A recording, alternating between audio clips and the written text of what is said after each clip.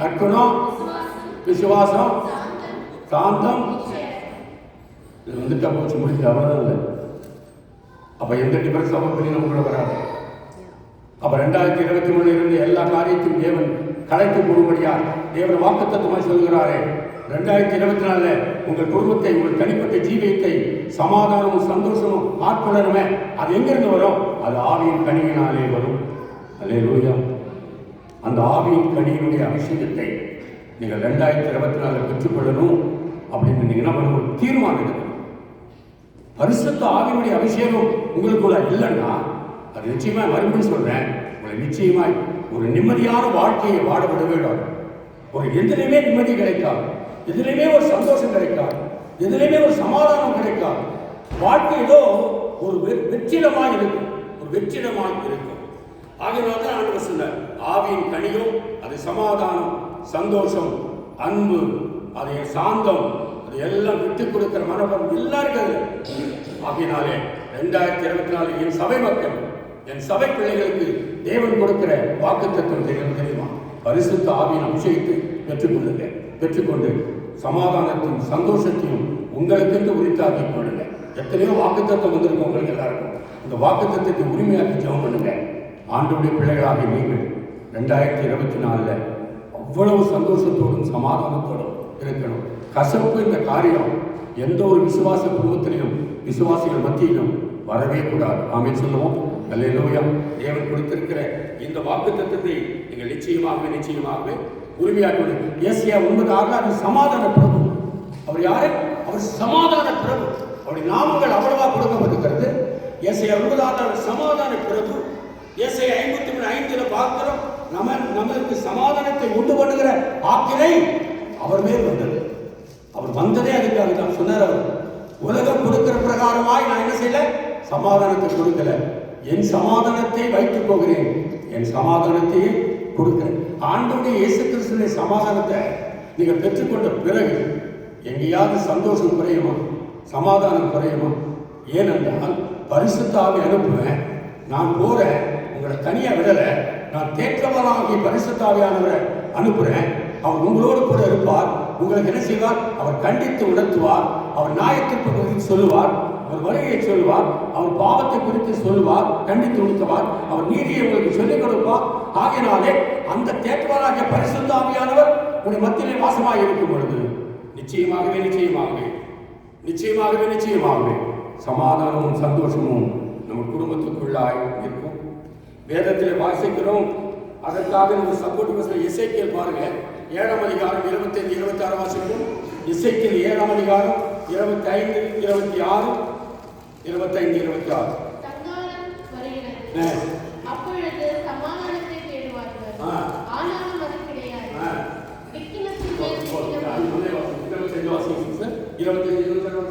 சங்காரம் சீக்கிரம் சங்காரம் வருகிறது. அப்பொழுது சமாதானத்தை தேடுவாங்க, ஆனாலும் ஆண்டவர் கொடுத்திருக்கிற நாள், இந்த நாட்களில், இந்த வருஷத்துல சமாதானத்தை தேடி பற்றி கொள்ளுங்க. ஆண்டவர் இன்றைக்கு வரலாம், இன்றைக்கு அதிகாலை வந்துடலாம், நாளைக்கு வரலாம். சங்காரம் தேடி வருது. ஆண்டவர் நியாயம் தீர்க்க வருகிறார். ஆகினாலே அந்த நேரமும் சமாதானத்தை தேடினீங்கன்னா சமாதானம் கிடைக்காது. அடுத்த வசனம்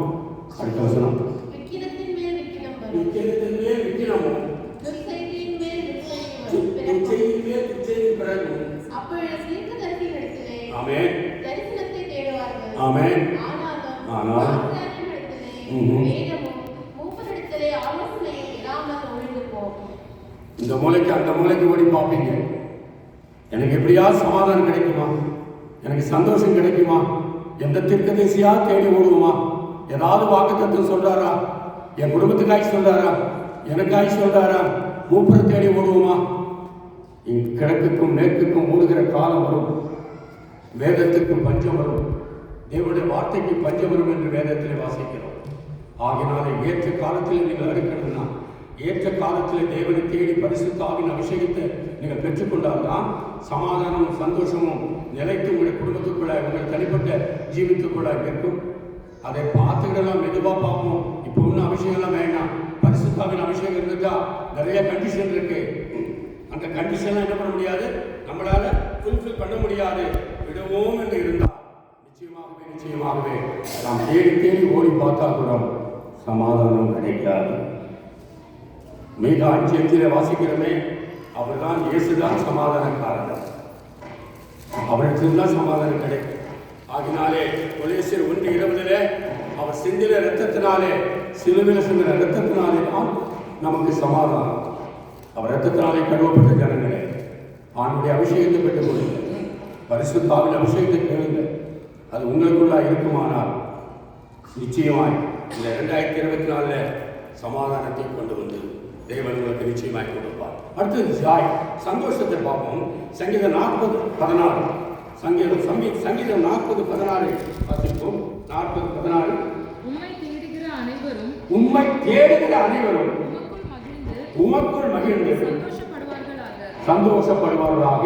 அப்படி உம்முடைய ரட்சிப்பை விரும்புகிறவர்கள் கர்த்தருக்கு மகிமை உண்டாவதாக என்று எப்பொழுதும் சொல்வார்களாக. அப்ப தேவனை தேடுதல் 2024 இல்லைன்னா சந்தோஷம் நம்மை தேடி வராது. சொல்லுவோம், தேவனை தேடுதல் எப்படி வரும்? பரிசுத்தாவின் அபிஷேகம் ஒன்று இருந்தால்தான் தேவனை தேடணும்னு ஒரு தூண்டுதல் வரும். இல்லைன்னா நீங்களும் நானும் ஒரு நார்மல் பர்சனாக இருப்போம், உலகத்தான் போலதான் நீங்களும் இருக்கும். அப்போ உலகத்துக்குரிய காரியத்தை தான் தேடுவோம். அப்போ தேவனுக்குரிய காரியத்தை தேட மாட்டோம். அப்போ நம்ம தேவனுடைய பிள்ளையா இருக்க மாட்டோம். நம்ம எப்போ தேவனை தேட போறோம்? அப்போ தேவனை தேடலாம் சந்தோஷம் வராது அல்லவா? அதனால ஆலோசனை மத்திய 6:30 முதலாவது தேவனுடைய ராஜ்யத்தையும் நீதியும் தேடுங்க, எல்லாம் உங்களுக்கு கூட கொடுக்கப்படும்.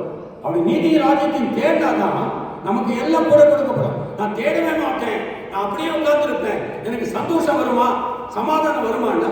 வரவே வராது. அப்ப இதை தேடணும்னா பரிசுத்தாவின் அபிஷேகம் உங்களுக்குள்ள இருந்தாதான் அந்த நம்பிக்கை பூரணப்படணும், அந்த அபிஷேகம் உங்களுக்குள்ள வரணும்.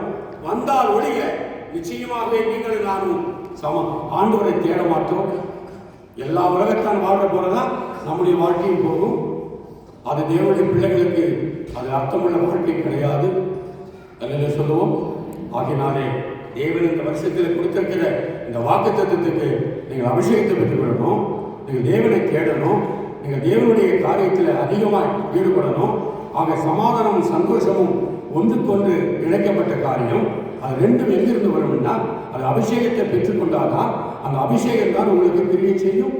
அதுதான் நம்பிக்கை கொண்டு வரும், அதுதான் அன்பை கொண்டு வரும், அதுதான் சாந்தத்தை கொண்டு வரும், அதுதான் எல்லா விதத்திலும் தேவன் பூரணப்படுவார். நம்முடைய வாழ்க்கையில நாம் தேடுதலுக்கு நம்மளை உந்துதலே யார் தெரியுமா? பரிசுத்த ஆவியானவர் தான். உங்களை ஜெபிக்க உந்துறது யாரு?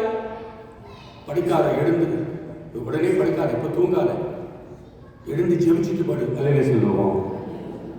ஒருவேளை மறந்து போயிட்டு நைட்ல பிரேயர் பண்ணாம படுத்துறீங்க, விடாது.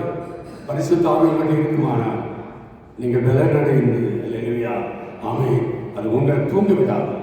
அந்த ஆண்டவராகிய தேவன், அந்த தேவனுடைய அபிஷேகமாகிய பரிசுத்த ஆவியானவர் உங்களை தூங்க விட மாட்டார். எழுந்திரு மகனே, நீ ஜெபம் பண்ணிட்டு பாடு. அல்லேலூயா சொல்லுவோம். தேடுதல் வர வேண்டும். தேவனுடைய அபிஷேகம், ஆவியானுடைய அபிஷேகம், ஆவியின் கனியாகிய அந்த பரிசுத்த ஆவியானவர் உங்களுக்குள்ளாக உங்களுடைய வாழ்க்கைக்குள்ளாக இருந்தால்தான் நீங்கள் தேவனை தேடுவீங்க. அப்போதான் சமாதானமும் சந்தோஷமும் உங்களை தேடி வரும். ஒரு தீர்மானத்தோடு நாம் கடந்து செல்லுவோம். எரேமியா 15:16 வாசிக்கப்பட்டு ஜெரமியா 15:16 எரேமியா 15:16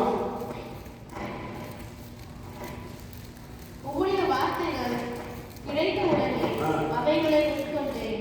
உம்முடைய வார்த்தைகள் எனக்கு சந்தோஷமும் என் இருதயத்துக்கு மகிழ்ச்சியுமாய் இருந்தது.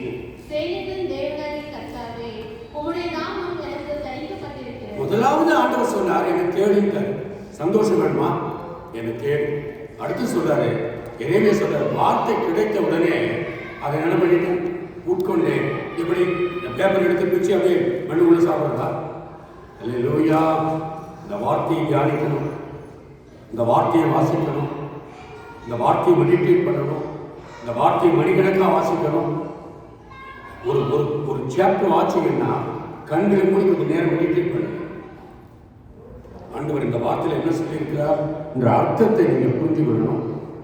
வார்த்தை கிடைக்கணும், அதை உட்கொள்ளணும், அதை தியானிக்கணும், அதை மெடிடேட் பண்ணி பாருங்க. தேவனாகிய கர்த்தர் எவ்வளவுக்கு எவ்வளவு இந்த வார்த்தையை நீங்கள் சங்கீதக்காரர்கள் உன் வேதமே என்னுடைய மனமகிழ்ச்சி இல்லையா? சங்கீதக்காரர்கள் உங்களுடைய வேதமே என்னுடைய மனமகிழ்ச்சி. கொஞ்சம் கவலையா இருக்கா, சந்தோஷம் குறைவா இருக்கா, அமைதி இல்லையா, உடனே பைபிளை திறந்துருங்க.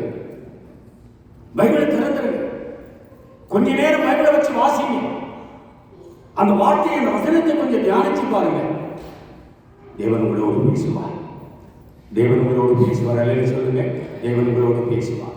தேவன் கொடுத்த வாக்குத்தத்தத்தின்படி 2024 தேவன் உங்களை ஆசீர்வாதமாய் நடத்துவார். ஆக மார்க் 4:16, லூக்கா 8:13 பார்க்கும்போது வசனத்தை கேட்டவுடன் சந்தோஷமாய் ஏற்றுக்கொள்கிறார்கள். இந்த விதைகளை பறிச்சு நீங்க தெருவில் விழுந்தவரை, மலையில் விழுந்தவரை, முள்செடியில் இருந்து விழுந்தவரை, ஏன்னா நல்ல நிலத்தில் விழுந்த விதையெல்லாம் வாசிக்கிறோம்ல. அப்ப வசனத்தை கேட்ட உடனே என்ன, அதை சந்தோஷமாய் ஏற்றுக்கொள்ளணும். ஒரு வசனம் நாங்கள் பிரசங்கம் பண்ணோம். நான் பிரதர் பிரசங்கம் பண்ணாங்க, தோத்திரத்துக்காக சொன்னாங்க, நாங்கள் வாக்குத்தத்துக்காக பிரசங்கம் பண்ணிட்டு இருக்கேன். இந்த வசனம் கிடைச்சா அதை சந்தோஷமா உட்கொள்ளுங்க, அதை சந்தோஷமா ஏற்றுக்கொள்ளுங்க. ஆண்டவர் சொன்னாரு நிச்சயமா பிலிப்பியர் 4:4 கர்த்தருக்குள் எப்பொழுதும் எப்பொழுதும் சந்தோஷமாயிரு. தேவனுடைய பிள்ளைகளுக்கு துக்கம் வரவே கூடாது. தேவனுடைய பிள்ளைகளுக்கு அமைதி குறைவு வரவே கூடாது, சமாதான குறைவு வரவே கூடாது, சந்தோஷ குறைவு வரவே கூடாது. இது வருமானால் கொஞ்ச நேரம் திங்க் பண்ணி பார்க்கணும். ஏன் நம்முடைய வாழ்க்கையில ஒரு பீஸ் ஆஃப் மைண்டே இல்லை? ஏன் நம்முடைய வாழ்க்கையில ஒரு ஜாய கிடையாது? ஏன் என் வாழ்க்கையில ஒரு சமாதானம் கிடையாது? ஏன் எனக்கு ஒரு வாஞ்சியே இல்லையே? ஆண்டவரை தேடணும், தேவனுடைய வார்த்தையை வாசிக்கணும், உட்கார்ந்து ஜெபிக்கணும். அந்த வார்த்தையை அந்த தர்ஸ்ட் இல்லையே. அந்த தர்ஸ்ட் இல்லாமலுக்கு காரணம் என்ன? கொஞ்ச நேரம் திங்க் பண்ணணும். ஆண்டவர் உங்களோட பேசுவார். அதிலே சொல்லுங்க, ஆண்டவர் ஆவியான உங்களுக்குள்ள இருந்தார். ஆவியான அபிஷேகம் உங்களுக்குள்ள 2024 பூர்ணப்படுமானா அந்த ஆவியானவர் உங்களோடு பேசுவார். அவர் சொல்லுவார், அவர் காரியத்தை வாக்கி செய்வார், அவர் பாதைகளை செவையாக்குவார். நீ போக வேண்டிய வழிகளை சங்கீதம் 32:8 உங்கள் மேல் கண்களை வைத்து உங்களுக்கு ஆலோசனை சொல்லுவார். நீங்க போக வேண்டிய வழிகளை அவர் சொல்லிக் கொடுப்பார். அதிலே சொல்லுவோமா? ஆமென்.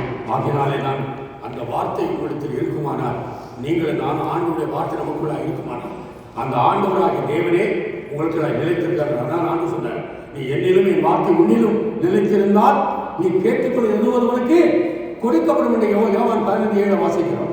ஆகினாலே அந்த வார்த்தை நமக்குள்ளாய் நிற்கணும். அந்த வசனம் நம்மை சந்தோஷமாய் ஏற்றுக்கொள்ளணும். கொலோசியர் 2:5 வாசிக்கிறோம், உங்கள் விசுவாசத்தில் தான் சந்தோஷம் இருக்கும். எவ்வளவுக்கு எவ்வளவு விசுவாசிக்கிறீங்களோ அவ்வளவுக்கு எவ்வளவு சந்தோஷம். மாயமற்ற விசுவாசியா இருக்கணும். அவங்களுக்காக நீங்க என்ன செய்யுங்க? ஸ்தோத்திரம் சொல்லுங்கன்னு காலையில் ஆலயத்துடைய சர்வீஸ்ல உங்களோட நான் பேசுறேன். மாயமற்ற விசுவாசியா இருக்கணும். அந்த விசுவாசத்துல நீங்க ரொம்ப ஊன்றினால்தான் சந்தோஷம் உடைய குடும்பத்துக்குள்ளாய் நிலைக்கும், உடைய தனிப்பட்ட ஜீவித்துக்குள்ளாய் நிலைக்கும். விசுவாச குறைவு வருமானால் எல்லாம் ஒரு மாதிரி இருட்டாயிடும். டாக்டர்ஸ் இருக்கான். ரோமர் 12:12 அதை மட்டும் வாசிப்போம். ரோமர் 12:12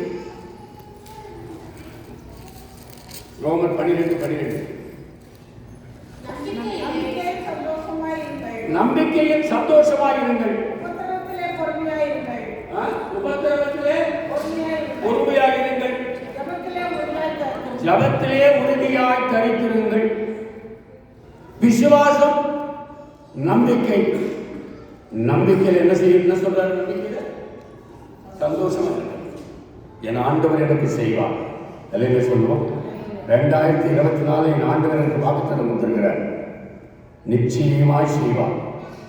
நம்பிக்கை, அது விசுவாசத்தில் உறுதியாய் தெரிகிறது. கர்த்தர் எல்லா காரியங்களையும் வாக்கி செய்வார். கடைசியாய் சொல்லி முடிக்கும் சீக்கிரமாய், நேரமாயிட்டே போது. யோவான் 15:11 வாசிப்போம். யோவான் 15:11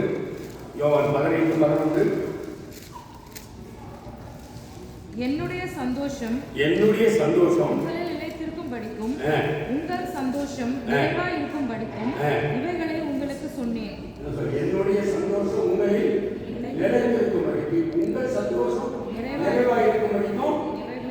இதெல்லாம் இப்போ ஆண்டவர் பிரசங்கம் பண்ண தேவனாகிய கர்த்தர் சொன்ன ஆவியானவர் சொன்னதை உங்கள்கிட்ட சொல்லியிருக்கேன். எதுக்கு தெரியுமா? உங்களுடைய சந்தோஷம் 2024 நிறைவா இருக்கணும். சொல்லுவோம், நிறைவா இருக்கணும். சமாதானம் நிறைவா இருக்கணும். சந்தோஷம் நிறைவா இருக்கணும். 2023 எல்லாத்தையும் கட்டிக்கு போட்டீங்கல்ல, 2024 ஆவியானவர்களை நடத்தணும். ஆவியானவர் நடத்தி சந்தோஷத்தையும் சமாதானத்தையும் ஒவ்வொரு சகோதர சகோதரிகள் மத்தியில, சகோதரர் மத்தியில, குடும்பத்தின் மத்தியில நிறைவா கொடுக்கணும். அல்லேலூயா சொல்லுவோமா? ஆமென். அல்லேலூயா. கண்களை மூடி ஜெபம் பண்ணுவோம். ஆண்டவரே, ஆசீர்வதிக்கப்பட்ட அருமையான